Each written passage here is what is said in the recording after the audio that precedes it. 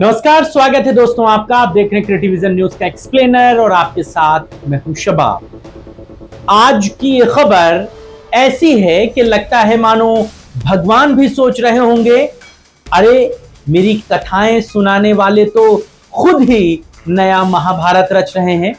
जी हां, हम बात कर रहे हैं मशहूर कथावाचक अनिरुद्धाचार्य की, उनके विवादों की, उनके बड़बोलेपन की।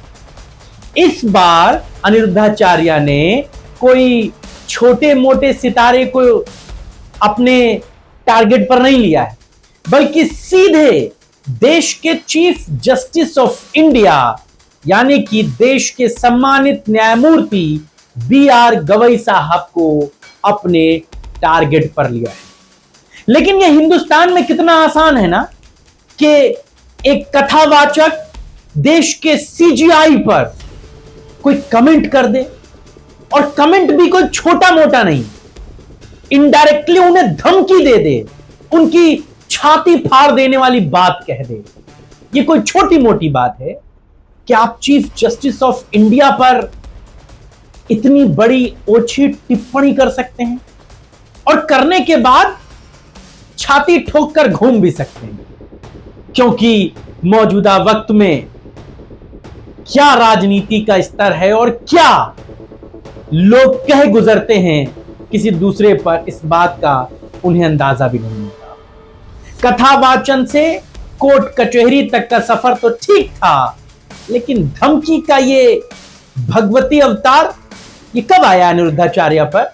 मामला आपको डिटेल से तफसील से समझाता हूं।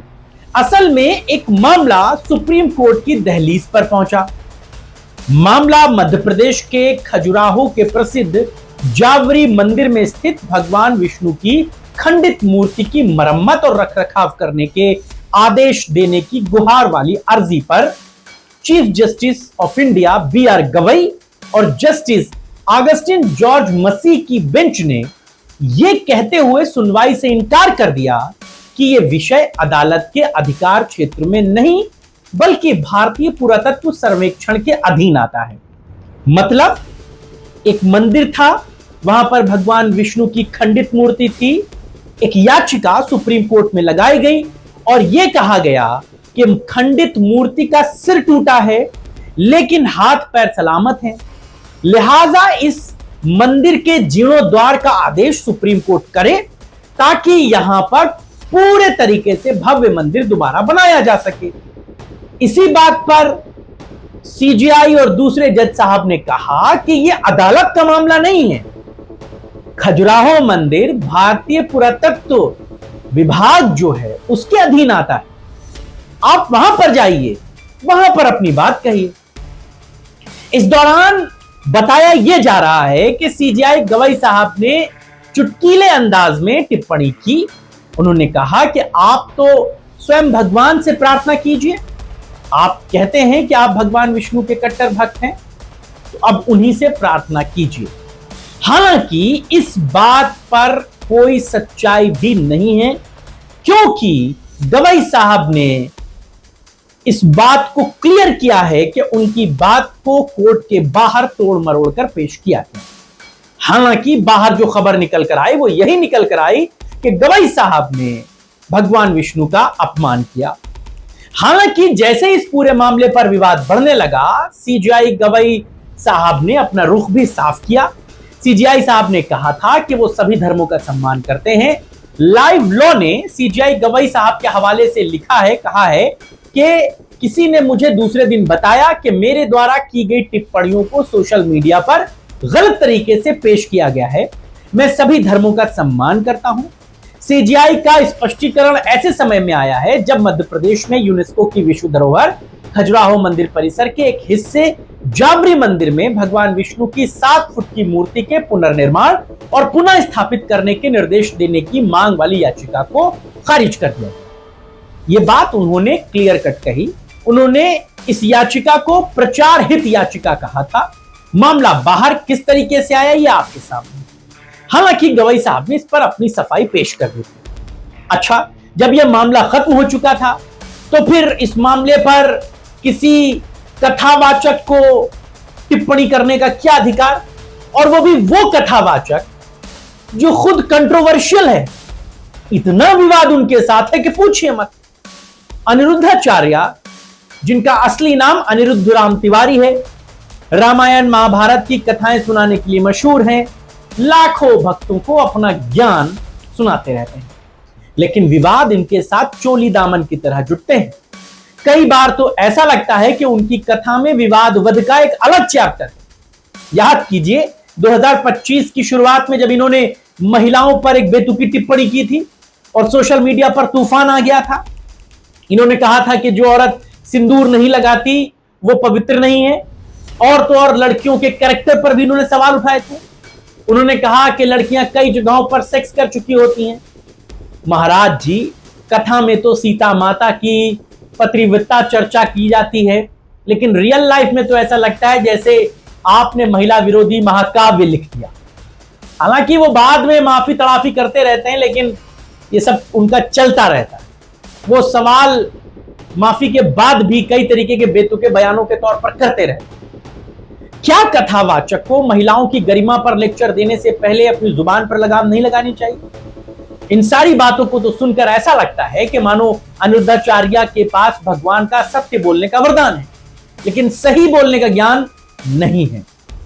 और 2025 जुलाई का वाकया तो आपको याद ही होगा, जब शास्त्रार्थ का तमाशा हुआ था।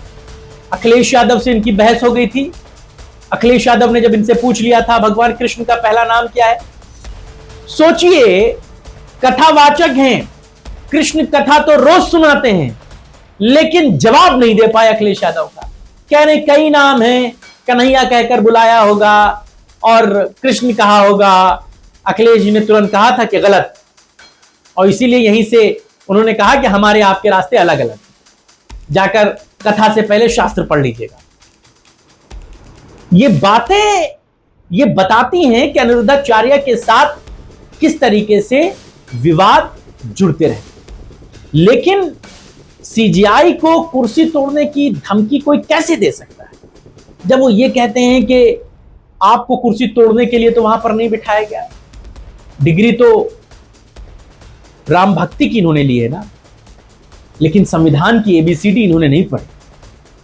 लेकिन कथावाचक देश के सीजीआई पर कुछ भी कैसे बोल सकते? कैसे कोई एक चीफ जस्टिस ऑफ इंडिया पर ऐसी ओछी टिप्पणी कर सकता है?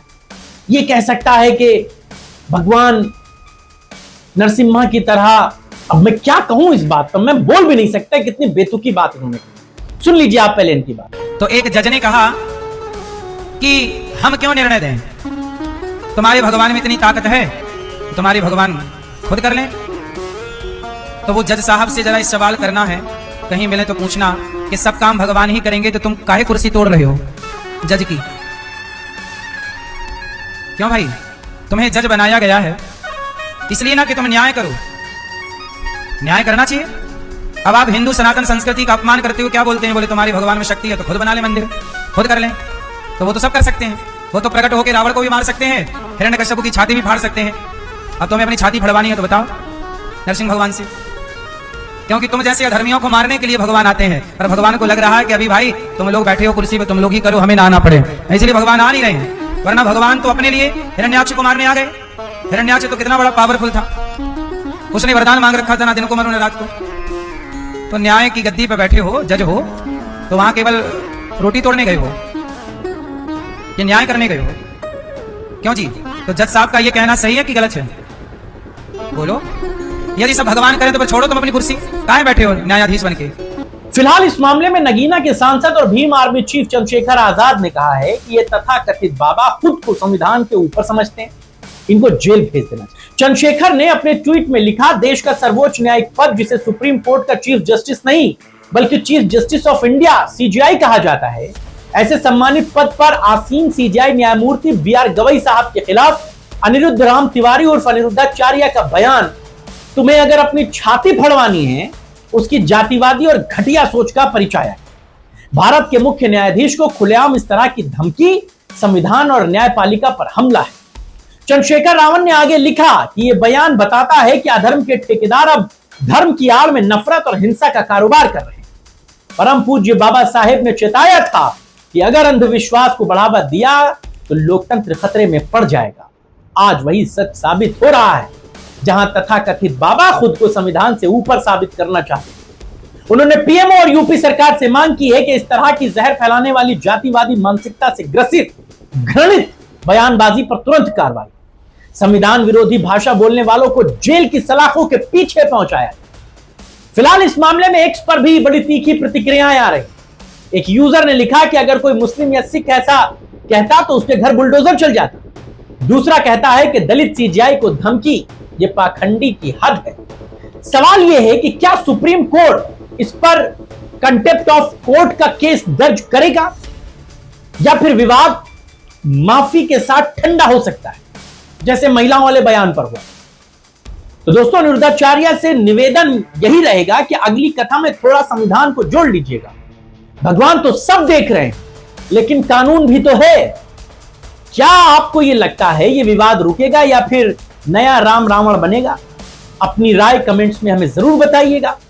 लेकिन मामला यह बेहद गंभीर है कि चीफ जस्टिस ऑफ इंडिया पर इस तरीके की ओछी टिप्पणी करने के बाद भी अनिरुद्धाचार्य पर कोई कानूनी कार्रवाई नहीं हुई। आप इस पर क्या सोचते हैं? आपकी राय और विचारों का हमें इंतजार रहेगा। फिलहाल इस खबर में इतना ही। इजाजत दीजिए। नमस्कार, जय हिंद।